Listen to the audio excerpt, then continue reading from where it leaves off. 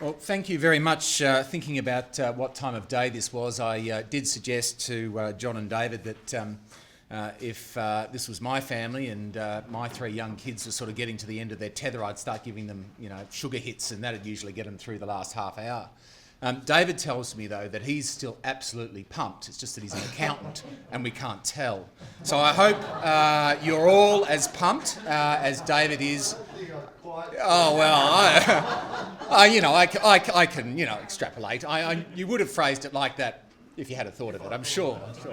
So on the basis that I'm sure you're all as pumped as David, let me kick on.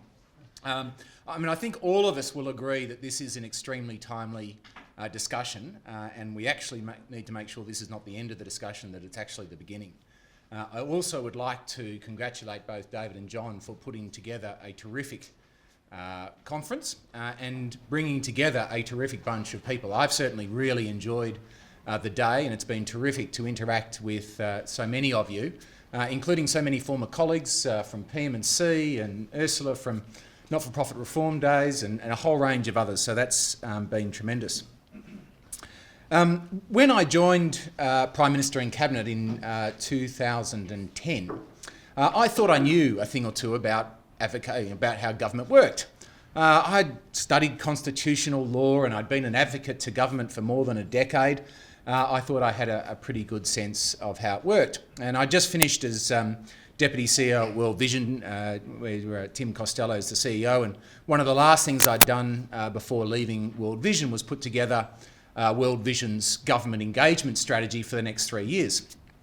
And I remember being about 6 or 8 weeks into the role at PM&C, and I gave Tim a call and said, Tim, you know that government engagement strategy I drafted for you? Yeah, no, we're onto it, Paul. No, Tim, throw it out the window. I didn't know what I was talking about. And I think that exemplifies some of the issues that we're having with cross-sector collaboration. We actually don't have a really good understanding on how decision making is actually made within government or civil society or businesses. We don't actually understand what those constraints are. When I understood who was really making decisions in government, what the constraints really were, and importantly, I think most importantly, the implicit incentives that people inside government were faced with, I started to realise why we got some of the results that we got. And I want to talk about today this notion about implicit incentives. I think that's something that is at the heart of many of the issues that we've been grappling with. But before I go there, I do want to relay a conversation I had recently with one of our youth workers. And the example of the youth justice system has come up a few times as examples during the day. And we do a range of youth justice work in Western Australia, in New South Wales and in Tasmania. And I was speaking to this youth justice worker only recently, and he said, and he gave me a really good articulation of what the problem is. He said, Paul, we know that a trusting relationship with these young people is absolutely critical. But the trouble is, in many situations, and we heard this example earlier, the person who's building the trusting relationship inside the detention facility is not funded to do that outside the detention facility. So at the very moment when that trusting relationship is most critical to helping that person move on to the next stage and avoid going back into the system, we stop the support and break it. It's incredibly counterproductive. But we don't end there. We also know that housing is the bedrock on which progress is made with this group. To pay for housing, the young person will need to obtain housing support from Centrelink. To access housing support, you need a bank account, which means you need sufficient identification. Yet, of course, many of these kids don't have sufficient identification. Most of them don't even have birth certificates. So who's going to help them get a birth certificate? Who's going to help them to open a bank account? Who's going to help them to apply for a tax file number? Who's going to help them to navigate Centrelink, give them driving lessons, help them with a driving licence, and so on, so that they can maintain the housing and have any chance of getting a job and getting their life on track? Is it the housing provider, the employment agency, the juvenile justice worker, and if so, which one, or Centrelink, or none of these, or all of them? All of these agencies are funded to assist with some of these tasks, but young people leaving detention face a dauntingly fragmented system. Is it any wonder that they decide it's easier to return to a life of crime? What would be your rational decision faced with that level of complexity? So, ladies and gentlemen, today I want to suggest to you that actually the problem is pretty clear, and we've heard it time and time again as examples have been given, and we have a pretty good handle, I think, on what the problem is. I also think we've got a reasonable handle, at least a good enough working handle, on what the solution is. And we've seen all sorts of trials and some successes and some failures of more joined up government, of a range of collaborations I can think of. Certainly Communities for Children is often held up as one of the most successful. It's one we've been involved with for many years. The Remote Service Delivery National Partnership Agreement that was focused on 29 remote service delivery sites certainly achieved some successes. Centrelink, or the Department of Human Services, has trialled a whole range of place-based initiatives with varying degrees of success, but we have been able to distill a whole range of reasonably consistent characteristics that helps us identify what a more joined-up, successful joined-up solution might look like. And of course, they're just federal government ones. I could talk about, Victoria's neighbourhood renewal program, and of course, Natalie from the ACT government last night spoke about the Better Services initiative here in the ACT government. So I think we have a pretty good sense, or enough of a sense, of what the solution is as well. So if we know what the problem is and we know what the solution is, why, as Peter Shergold said this morning, has progress been so painfully slow? I think that's the core of the question that we have got to grapple with.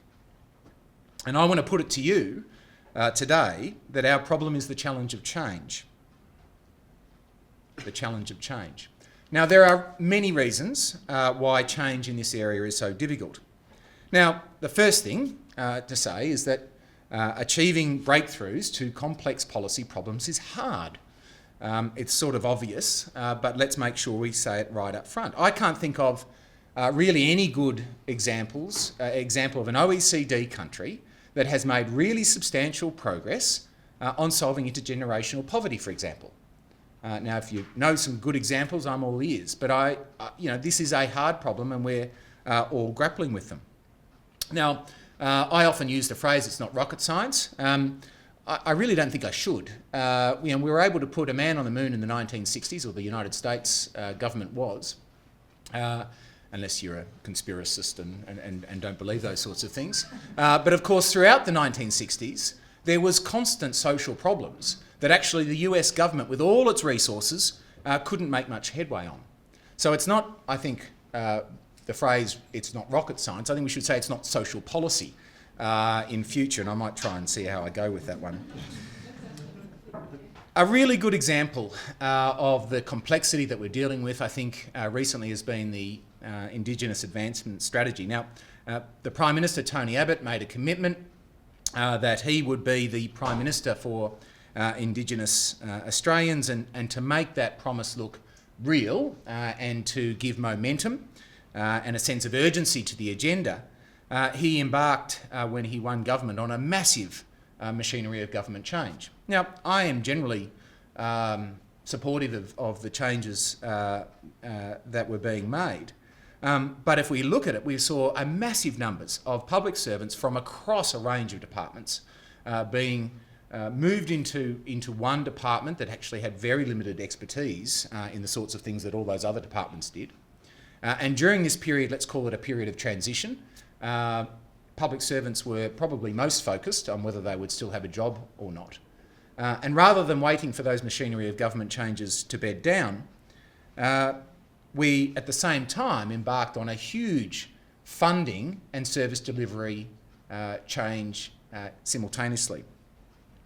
Fred Chaney, in his recent Button oration, if you haven't read it, I would encourage you to go and look it up, really, I think, summed it up. Hold in your minds the administrative complexity of what the government is undertaking and the management change it faces. In the space of 1 year, it is to take 150 existing programs, which involve around 1,400 organisations, and redirect expenditure into 5 broad streams, while at the same time changing the geographic and hence jurisdictional basis of the administrative framework. Huge task. So, first problem is it's hard. The second one is, and this has been picked up by a number of our speakers today, is that we focus far too little on robust monitoring and evaluation. And as a result, we simply lack the data to support robust policy and program implementation decisions. In addition, while certainly governments are increasing their expectations about our ability, that is, service deliverers to government, to be able to produce the evidence that will allow that better decision making, this is, in my experience, seldom matched by the requisite funding. And we often find, as an organisation, that we get sufficient funding for the program implementation and we have to go and seek philanthropic funding for actually sufficiently robust evaluation. And of course, the challenge of paying for the systems, the underlying IT systems that you need to capture data effectively is something that we constantly face. So that's the second issue. The third issue, of course, is that there is a skills issue, and many of the speakers today have raised this issue. It's certainly no easy matter to successfully navigate agreements across governments, across communities, across the private sector, to provide genuine opportunities for communities to engage in the design and delivery of local solutions, and to manage the implementation of these sorts of programs, often in very geographically difficult or politically charged environments, something that requires enormous skill. The 2010 Ahead of the Game report into the Australian Public Service provided a plethora, I think, of very good recommendations to improve government service delivery, to enhance the APS's policy and implementation capabilities, and to facilitate cross-sector working. And in today's context, it's worth going back to that report and having a look at what those recommendations were and seeing what we can leverage there. But it's certainly my view that after the retirement of Terry Moran as Secretary of Prime Minister and Cabinet, these recommendations were largely put to a side. So 3 big issues. But ladies and gentlemen, what I want to put to you today actually is that they're not the biggest issues. The fourth issue, I think, is more prominent. And that's the one that I really want to focus on. And what I think we need most of all to make the progress that we need is to change the system's current incentives. Only by changing the incentives of politicians, of public servants, of civil society and the private sector can we hope to achieve the type of progress we are seeking. And someone earlier said that we need to be looking for further research opportunities. And I think some of this work around particularly the implicit incentives in our systems is a ripe area for significantly more research. Too often, I think, we've sought to use rational policy arguments, evidence and often moral suasion, we're pretty good at moral suasion in the civil society sector, to argue for improved ways of working. And when these fail, what do? We redouble our efforts, futilely believing that by simply arguing harder, conducting further pilots, or gathering more evidence, things will change. They won't. It's not that these things aren't important, it's just that they're not sufficient. We need to change the system's incentives. And this, I think, is the real challenge of change to make progress on complex problems. And I want to spend just a little bit of time looking at what some of the incentives are, and this is really just the beginning, I think, of what could become a much richer research area. So let's start with government. What's preventing change in government? Well, it's certainly not that public servants don't know that the system can't be improved. In a recent global survey of public servants, only 1% of Australian public officials agreed with the option that government was highly effective, little room for improvement, and I suspect none of them are here in this room. Interestingly, it was the public servants in non-policy roles that were less likely to answer that the government was highly effective. That is, of course, those public servants closer to the ground had a view that the system was more and more broken than those perhaps in places that I used to occupy in PM&C at sort of lofty heights there. Those in more senior jobs were more likely to see government as being effective, with those in lower positions more likely to choose the options of somewhat or only highly ineffective. And as I said, these findings certainly resonated with my experience. Why is this so? Well, certainly policy roles in government, certainly the federal government in my experience, they're the ones that you go to do if you want to get on in the public service. They're the ones from which you get promoted to the next role. So that creates this enormous incentive amongst all public servants to move into the policy roles and to have a somewhat dim view about implementation, program implementation. And I can tell you that lots of stories that I've had with very senior public servants about the importance of implementation and their seemingly lack of focus on it. And it's certainly my view that good public policy and implementation needs to look like an iceberg, where actually only 10% of it relates to the policy formulation and 90% of the effort goes into implementation. But my experience is actually generally the reverse is the case, and you're lucky probably if you get 10% of the focus on actual implementation. I would say, of course, that civil society organisations are often guilty of the same mistake. As soon as a young person shows any promise, we promote them out of the program implementation area to head office. We pay them higher there and we take them right out of the field from where they were doing the really good work that got them noticed in the first place. So we've got to change those incentives. I also want to argue that it's not the lack of opportunity. I don't know whether any of you saw the PricewaterhouseCoopers paper that estimated that the social services market in Australia was worth about $420 billion. And that's mostly Australian and state government funded. So the federal government's on the hook for about $224 billion and states are a further $112 billion. Given the size of that amount of money, even incremental changes in productivity will have an enormous financial impact. So there is this huge explicit incentive, if you like, to make the changes that we're talking about. So I would suggest again that it must be the strength of these implicit incentives that is actually our undoing. At the political level, our politicians are elected based on policy promises, often with very limited investigation of the implementation challenges. It's the nature of our system. Once they're elected and they obtain advice on these challenges, they're faced with the choice of either abandoning or at least modifying their promises or seeking to implement a policy with little chance of success. Of course, often they decide to do the latter. They do it to avoid their political opponents an opportunity to claim a broken election promise. And this is reinforced by often citizens and the media. Our Westminster system of government makes ministers responsible for the actions of their departments.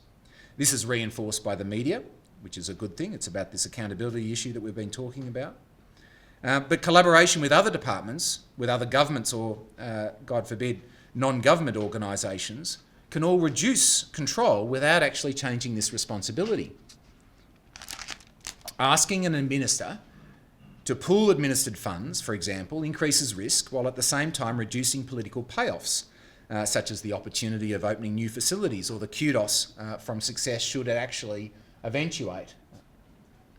We're not managing the risks, or at least the implicit incentives around those risks. What about genuine community engagement? Giving communities early involvement in the policy process can create significant political risks. Half-formed ideas, which is the point, can be misinterpreted, expectations may be raised, government priorities might change, and if you're the minister responsible, you're left holding the policy baby. Not a very comfortable place to be. Similar challenges confront public servants.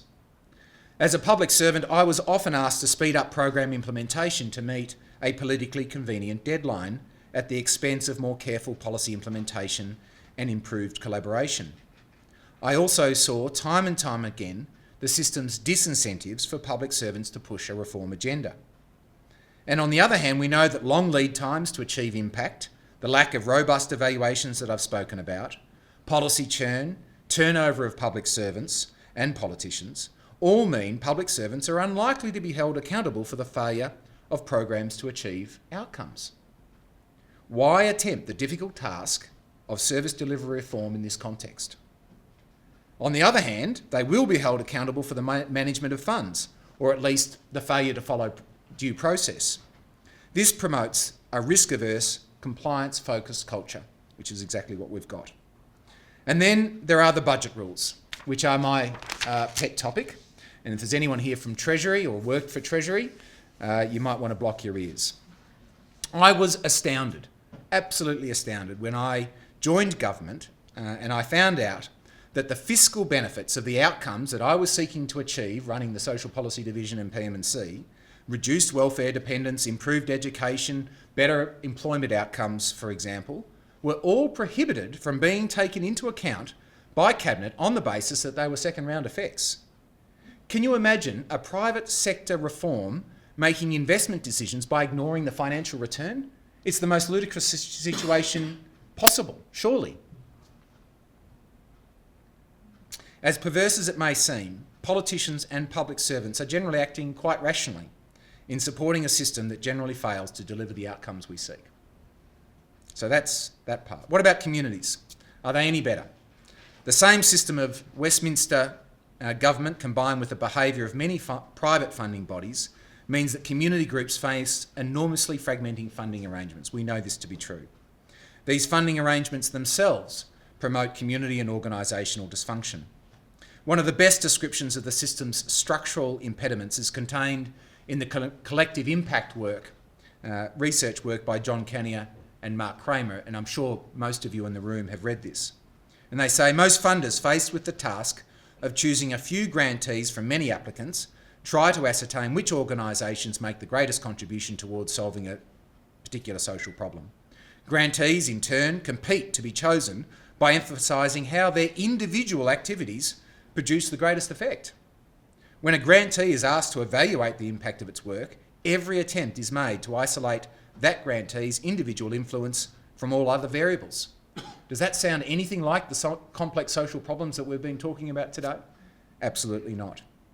The result, of course, is that thousands of community organisations try to invent independent solutions to major social problems, often working at odds with each other and exponentially increasing the perceived resources required to make meaningful progress. On the other hand, we know that collaboration is the best way to solve many social problems in today's complex and interdependent world. Government tendering also provides enormous disincentives to collaboration, and we've got to achieve change in this area. And I'm sorry to say that the recent DSS and PM&C tenders, I think, are very good examples of those disincentives. Both were open for less than a month. And as Robert Keast certainly argued earlier today, these require, to do true collaboration requires an enormous amount of investment, not just of resources but of time. It's not something that could possibly be done in a month. And I particularly think of many of the Indigenous organisations, small Indigenous organisations that we work with in remote Australia. It takes an enormous amount of time to build up the really solid collaborative practices that are necessary to achieve the change that we're seeking, and yet that's absolutely prohibited by these sorts of funding rounds. Add to this the profoundly negative impact of short-term funding cycles on staff retention and productivity. I will say you cannot imagine the impact, well you probably can, but the impact on our staff from the latest IAS and DSS tenders, particularly our Indigenous staff. We employ about 120 Indigenous staff in our Australian programs, and you know, on a weekly basis there would be meetings where they're absolute concern for their future, and of course we know that that process took 6-ish odd months to come to any sort of fruition. That is a long time for which to move through that enormous uncertainty. And even if community organisations succeed in building effective partnerships and demonstrating impact, community sector leaders know that there is at best, only a weak correlation between delivering outcomes and increased government funding. How many community leaders in this room believe that if you believe the contrary? Nous Group once undertook a comprehensive review of all the evidence of homelessness interventions around the world. They ranked the research according to its robustness and developed actually a very clever way to compare the cost effectiveness of different interventions. I won't mention the government for whom they did this research or how I came by it. What they found though, and I will talk about this, is that there was a 250 times difference between those interventions at the top, the most cost effective, and those that were least cost effective. Armed with such evidence, what do you think the government concerned did? Buried it. You would think that governments would jump at the chance to increase funding to the most cost-effective program, particularly when there was a difference of 250 times.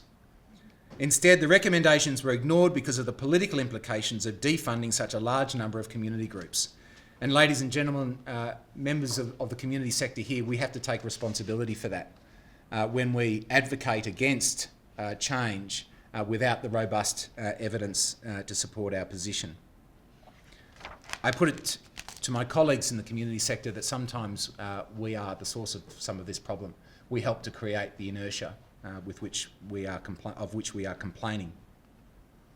We certainly can also fail to respond to shifting community need, and we create political pain for politicians and public servants who, despite the barriers, do actually seek reform. Community groups are often not sufficiently economically literate, and seldom do they engage with funders in a robust and honest way. We know there are too many community organisations, yet there are few real incentives for management and boards to negotiate mergers, and I can speak from personal experience on that one. None of this behaviour, again, should be a surprise given the incentives that community organisations face, the implicit incentives. What about the private sector? Well, there is some good news here. I think we've come a long way in this area. Many companies today do actually have strong incentives to improve collaboration around complex social and economic problems. Compare, for example, the Indigenous engagement of today's mining companies compared to the campaign against land rights in Western Australia in the 1980s, which isn't that long ago. A campaign that saw a black hand building a brick wall across Western Australia to represent the threat to our enjoyment of our mineral riches, something that would be completely, I think, not incomprehensible today. However, the private sector faces many of the same perverse incentives as the community sector does. They face the same fragmented funding with the same pressure to demonstrate their own isolated influence on desired outcomes. I recently spoke at a private sector forum on shared value, and we've mentioned that term a few times today. And many of the private sector attendees implied in one way or another that we would make progress on complex policy problems if only the government would get out of the way. Nonsense on stilts, as Jeremy Bentham once said. The US has both the most robust community sector and the most global corporate head offices in the world, and yet we all know it ranks around the bottom of the OECD for solving most difficult social problems. This is not the solution. Despite the attractiveness of the idea that unleashing the potential of the private sector and empowering civil society, and those are important, they're things that I strongly support, we should not lose sight of the fact that government policies are still the main drivers of well-being. We need government to be actively involved in solving entrenched disadvantage, not passive funders of community-based or private sector organisations. We also need to overcome the deep disconnect between social and economic policy in this country. This disconnect starts with the lack of coordination between social and economic departments and is reinforced by a community sector often sceptical of the role of the private sector in community, further exacerbated by poor economic literacy. So where to from here? And I will finish on this point.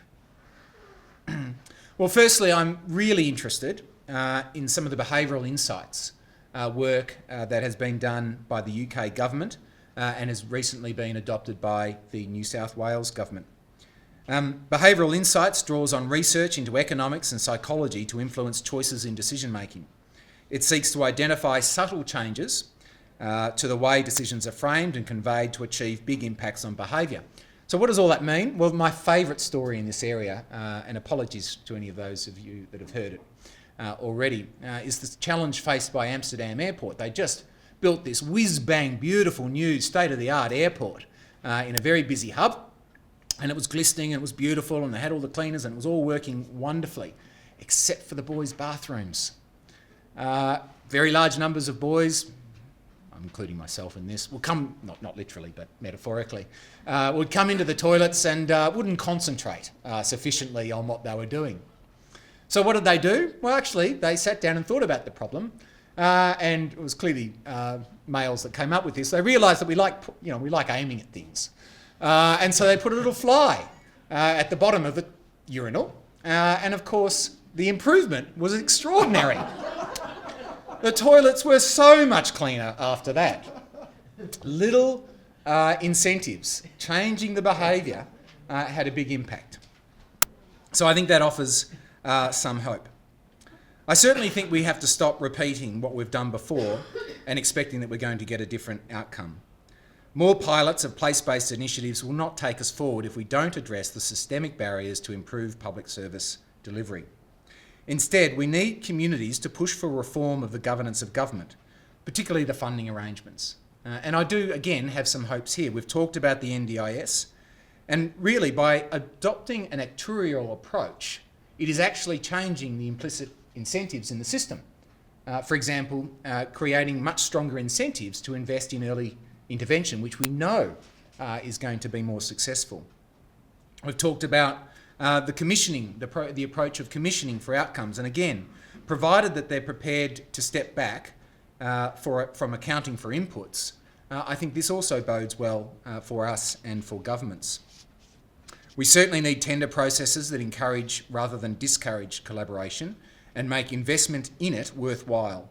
A more transparent and consultative process with longer lead times and longer contracts is critically important, and I keep saying it and we'll probably keep saying it, but we've just got to keep pushing that issue. We need to reward community organisations that invest in robust monitoring and evaluation. Change the incentives for these community organisations. And we need government and we need philanthropists to support capacity building and sector consolidation. We need to ensure that we're thinking about the economic underpinnings of social interventions and vice versa. We need more boundary riders in government, in the community sector and in the private sector. I sometimes call them cross-dressers, but I was imagining what you'd be putting out on Twitter if the CEO of Save the Children called for more cross-dressers. So I thought I'd avoid that and call them boundary riders. I made one suggestion in this regard to a former Secretary of Prime Minister and Cabinet. It wasn't Peter and it wasn't Terry Moran, so I'll leave it to you to guess who it was. To say, well, look, if you really want to simply and bluntly change the incentives in the public service, just make a rule that no one gets to be Deputy Secretary unless they've spent time either in the private sector or in the community sector.